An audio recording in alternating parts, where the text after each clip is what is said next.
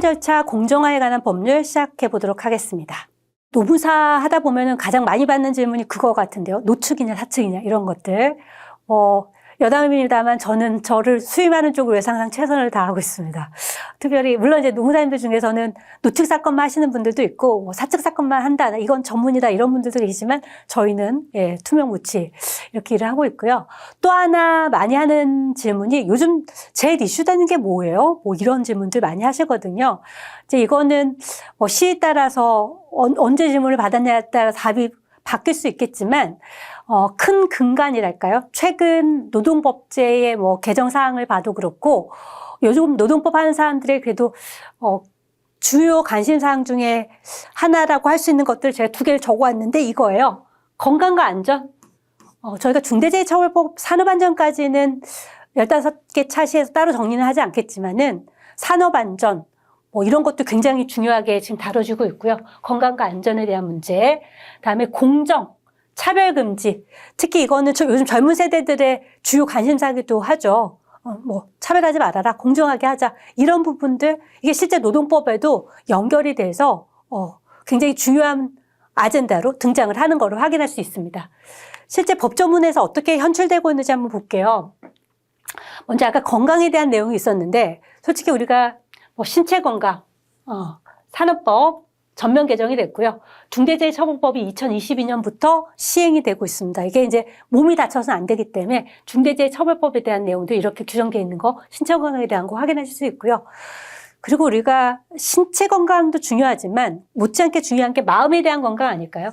솔직히 이직을 할 때 나의 마음을 힘들게 하고 다치게 해서 사람 때문에 이직을 하는 경우가 더 많은 것 같다는 생각도 들거든요. 저희가 특히 괴롭힘 관련한 일을 많이 하는 법인이다 보니까 이제 그런 경우들을 많이 보는데요. 실제 우리 노동법제도 이걸 나몰라라 하고 있진 않아요. 마음 건강에 대한 것들 많이 규정을 해놓고 있어요.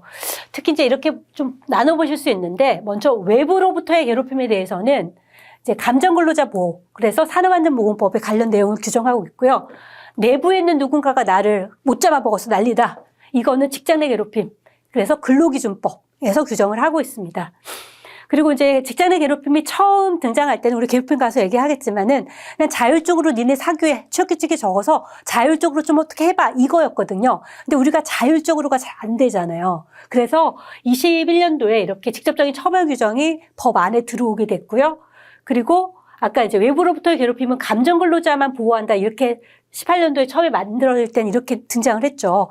여러분 언젠가부터 콜센터 전화하면 니네 가족일 수 있어, 녹음되고 있어, 막 이거 나오잖아요. 통화 연결음. 그게 이것 때문에 생긴 거거든요. 근데 이것도 이 처벌 규정이 들어서는 21년 10월 14일 날 같이 확대가 돼요. 외부로부터의 괴롭힘 보호 객체가 확대됐다. 일반 근로자로, 그냥 근로자로. 네. 야, 감정 근로자만 힘드냐?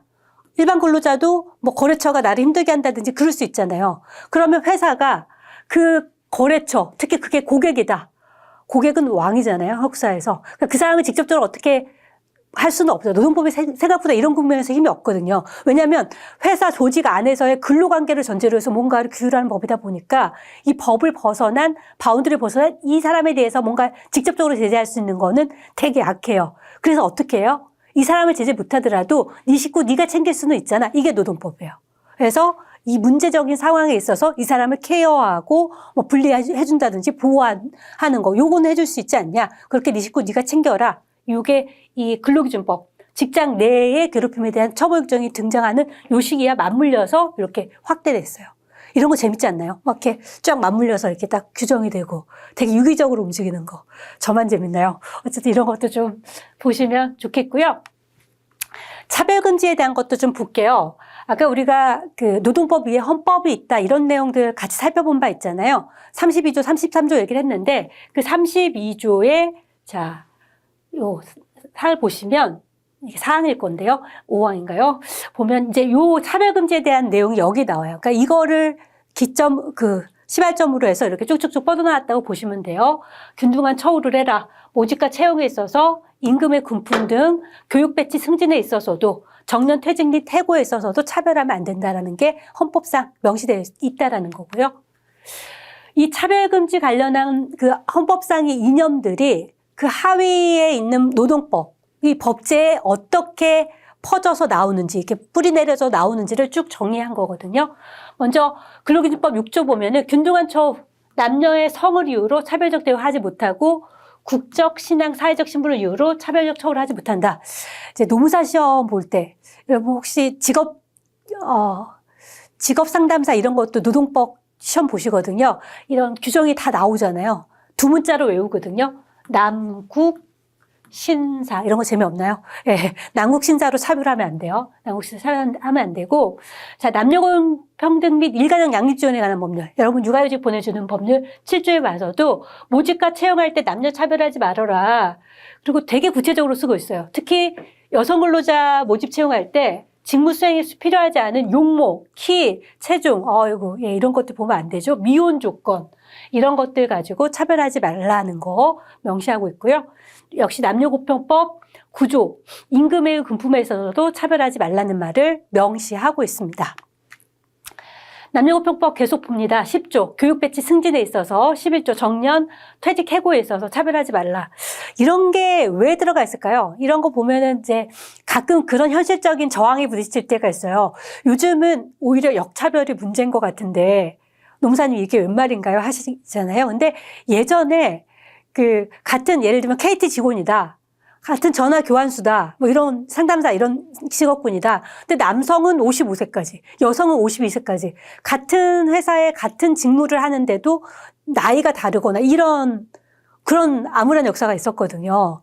예, 그래서 이런 것들이 이렇게 법에까지 규정되기에 이르렀고, 아직도 동일노동 동일임금은 아니라는 얘기 들어보셨어요? 그러니까 동일한 임금을 같은 남성, 여성이 했을 때 남성이 10이라 그러면 여성이 한 7 정도 받는?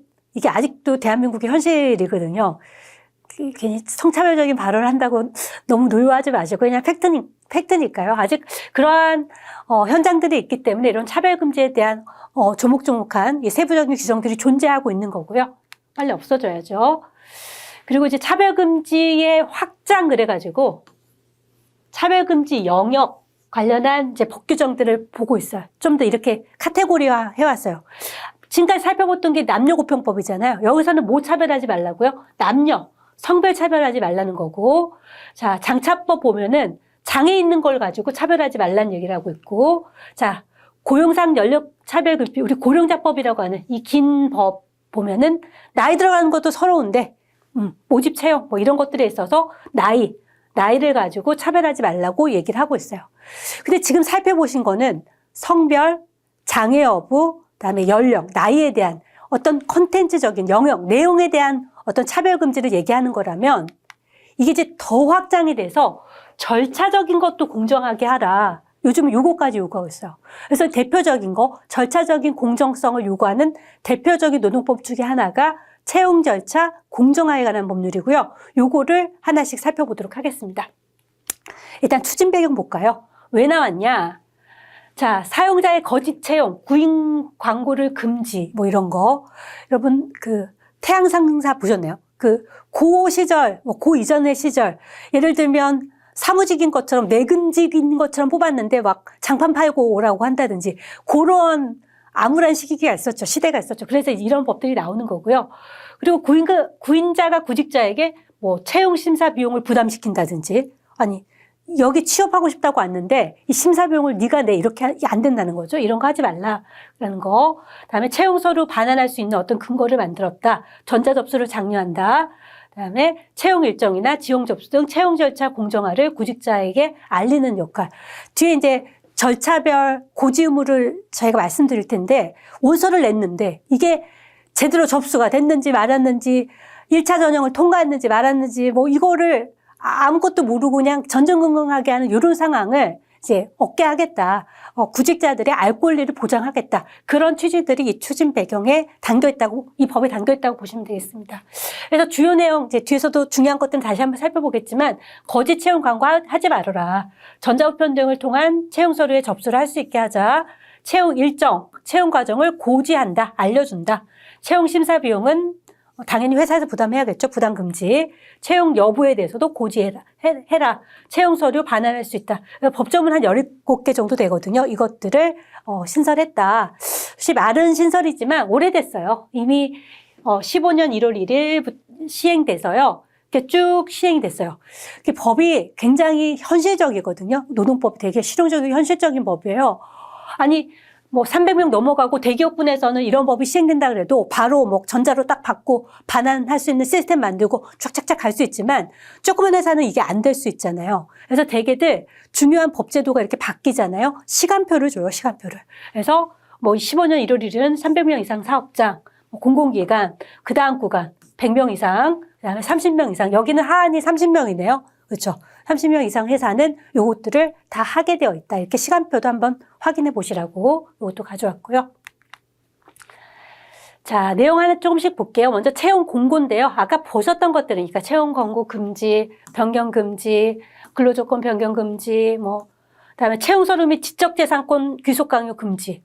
아니, 무슨 디자인하는 회사에서 디자인은 이 사람이 얼마나 디자인 잘하는지 알아야 되니까 샘플 한번 내봐라. 근데 이 디자인에 대한 소유권은 회사한테 있다. 네가 붙든지 떨어지든지 간에 이런 거 하면 안 되잖아요. 그래서 그런 내용들이고 다 이렇게 페널티 조항이 붙어 있어요. 요즘 벌금하고 과태료 차이 여러분 아세요? 똑같은 30만 원이어도 벌금의 형님들 누가 있어요? 벌금의 형님들. 막 사형, 무기징역, 유기징역. 근데 이거를 돈으로 때우는 게 벌금이잖아요. 형사벌이에요. 전과가 남아요. 전과. 이제 호적은 없어지긴 했지만 우리 어른들 얘기하는 호적에 빨간 줄 간다는데 그 빨간 줄 벌금인 거고요. 똑같은 30만 원을 내는데 과태료를 낸다. 이건 행정벌이에요. 형벌, 행정벌. 그래서 이거는 뭐 전과가 남다든지 이런 게 아니라 행정기관에서 이 추구하고자 하는 바를 관철하기 위해서 그냥 하라고 하면 말 안 들어보니까 관철하기 위해서 뭔가 돈으로 이게 푸시하는 게 과태료. 그래서 벌금, 과태료, 형벌, 행정벌 다르다는 거 좀 확인해 주시고요. 이렇게 관철하고자 하는 거에 노동법들은 이렇게 다 벌칙 규정을 두고 있어요. 페널티 규정을. 그래서 이거를 노동법의 강행법규성이라고도 불러요. 관철하고 싶은 데다가 이렇게 다 페널티 규정을 둬서 푸시하는 이런 법의 속성을 강행법규성이라고 한다. 뭐 몰라도 밥 먹고 사는데 지장은 없지만 알아놓으면 굉장히 유식해진다. 상식이 풍부해진다. 이 정도. 자, 이제 굉장히 디테일하죠. 자, 일단 채용 공고. 자, 채용 이제 서류를 제출해 볼까요? 일단 뭐 기초 심사 자료 표준 양식 사용을 권장하고 있고요. 전자우편을 통해서 서류 접수하도록 노력해봐라. 그다음에 입증 자료 및 심증 심사 자료 제출 제한 공고 뭐 이런 것들. 자, 서류 심사 면접으로 왔습니다. 아까 얘기 계속 나왔죠. 채용 서류 제출 비용은 차치하고라도 뭐 인터넷 망을 이용해서 전자우편을 넣었다. 인터넷 망 비용까지 뭐 회사가 부담한다. 이런 것까지는 아니더라도 일단 채용 심사하는 것 자체를 뭐 구직자한테 부담하고 이런 건 하면 안 된다. 아까도 말씀드렸고요. 그리고 이력서에 기재 금지 항목이 있어요. 신체적인 조건, 용모, 키, 체중, 출신지, 혼인 여부, 재산 상태, 가족의 학력 및 직업, 주민등록번호 이런 거 쓰게 하면 500만 원 이하의 과태료. 특히 이제 공공기관 같은 경우는 블라인드 채용하고 있거든요. 인사혁신처에서 블라인드 채용을 굉장히 강하게 공고하고 있어요. 근데 초기에 그게 너무 이제 강하게 가다 보니까 예를 들면 대전에 가면 연구소들 많잖아요. 어느 출연연에서 예를 들면 화학 분야에 석박사급 와서 연구를 할 수 있는 사람 뽑아야 되는데 고졸자가 막 합격하고 이랬던 거예요. 학교 막 전공까지 못 쓰게 하니까. 그래서 요즘은 이제 학위 정도는 쓰게 하고 있지만 어쨌든 기본적으로 법에서 이력서 자체에 이거를 못 쓰게 하고 있다라는 거 정도는 체크를 해두시면 좋겠고요. 그리고 면접 시에 이제 금지 질문, 직무와 관련 없는 개인정보에 대한 거나 구직자의 가족에 대한 정보나. 근데 진짜 이게 쉽지는 않더라고요. 저희도 4대 보험 업무를 하다가 이제 안 하거든요. 근데 안 하게 된 이유가 저희 급여 아웃소싱 팀장님이 육아휴직을 쓰신 거예요. 근데 저희 4대 보험 업무가 되게 특수하고 되게 어렵거든요. 사람을 뽑기가 어려워요. 어쨌든 그 1년을 겨우겨우 했는데 또 둘째를 가지셔서 이제 사람을 못 구해서 아예 그 업을 접었거든요. 이 정도로 쉽지 않아서 저도 너무 잘하잖아요. 이거 너무 잘 알고 있잖아요. 근데 여성 근로자들이 특히 저희 사업장이 많아서 이분들이 오시면 혼인 여부가 궁금하고 결혼을 하셨으면 언제 출산을 하실 건지 이 계획이 정말 너무 궁금해서 막 입이 근질근질 하는데 안 되게 돼 있어요. 하면 안 되고요. 자, 그리고 뭐 당연히 이건 뭐 너무 당연한 얘기라서 채용에 대한 부정한 청탁, 압력 강요 이런 거 안 된다. 뭐 이런 거 안 된다. 예. 채용, 대한민국에서 영린 2개가 그거 아닐까요? 대입하고 취업. 아니, 우리 아들은 9급 공무원 좀 돼보겠다고 노량진에서 그냥, 컵밥 먹으면서 공부하고 있는데, 누구는 엄마 아빠 잘 만나서 그 백그라운드 후광 효과로 어디 공기업을 탁탁 들어가고, 이건 우리의 영린을 건드리는 거잖아요. 와, 내가 더 잘난 사람이 아니어서 우리 애들이 이렇게 고생하나? 애들한테 미안, 이거 안 되잖아요. 그래서 이런 건 절대 안 됩니다. 보세요. 3천만 원 이하의 과태료. 굉장히 엄하게 규율하고 있죠. 예. 그 채용 서류도 반환할 수 있어요. 채용 서류 일체. 예. 나 이 회사 떨어진 것도 억울한데 또 딴 데 온선해야 되니까 돌려줘 할 수 있다는 얘기예요. 그리고 이제 반환 기간은 반환 요청 후 14일 이내에 해줘야 되고요. 반환 방법, 반환 비용. 일단 구직자 주소지로 반환 비용도 회사에서 부담하는 게 원칙이고요. 그리고 보관 기간이 끝났다. 파기해야 돼요. 일단 보관 기간은 회사에서 정하면 되거든요. 14일에서 180일을 정하고 영업일 기준으로 5 영업일 이내에 파기하면 돼요. 안 하면 역시 이것도 과태료 사안입니다. 그리고 이제 이 채용 절차 공정하는 법률에 4개의 고지 의무가 나오거든요. 4개의 고지 의무. 먼저 응시 접수 단계에서는 이제 채용 서류를 받았다. 잘 들어왔어. 요거 알려줘야 되죠. 요거 알려줘라.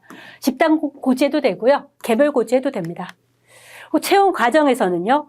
채용 일정이라든지 채용 심사가 뭐 지연되고 있다든지 이런 거를 이제 고지해 주고요.